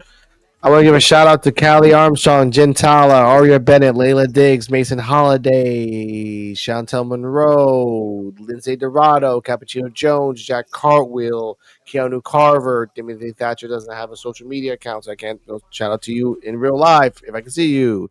Thank you for sharing. Thank you for liking our stories. Every week we tag you, not to be trolls, but to show that we're talking about you in a positive way and a constructive criticism way and a way that should be said. We are doing this because we want to show you that we actually enjoy Evolve. It's a lot better than fucking Main Event or the speed shit on X. That's a bore. I saw that shit yesterday. It was boring as fuck, and that's the fastest matches ever, and it's still boring. That's facts though. It is, man. I watched it for Thea Hale. Yeah, for real. I be telling people all day long, man. Like, you gotta actually sit down and watch this shit, man. Like, NXT #1 for me. Evolve is #2, and that's not me just being a glazer or anything. No, that's me being fucking for real because the shit that they showing, the presentation is fucking dope. You know what I'm saying? Then I would say AEW for matches #3, and I mean SmackDown and Raw. But you know, it's all good. You know, we got wrestling damn near every day of the week now. Every day. Every fucking weekday. Yeah. It's ridiculous. I even watch WoW. Yeah, that's true.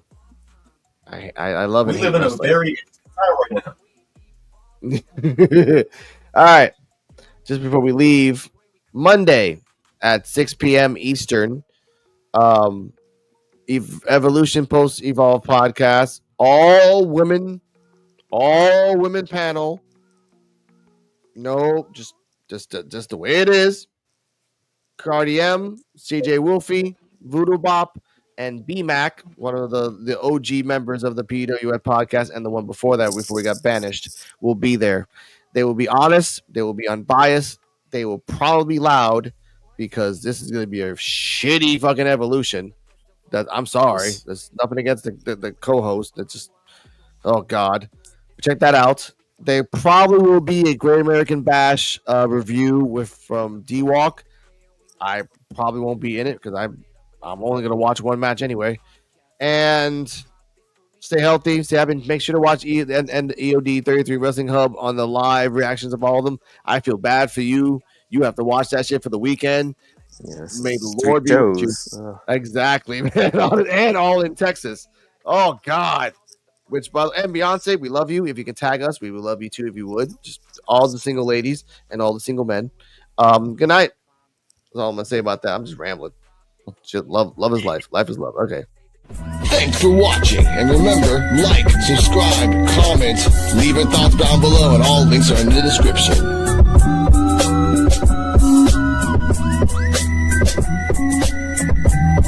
See you next time where we can evolve together.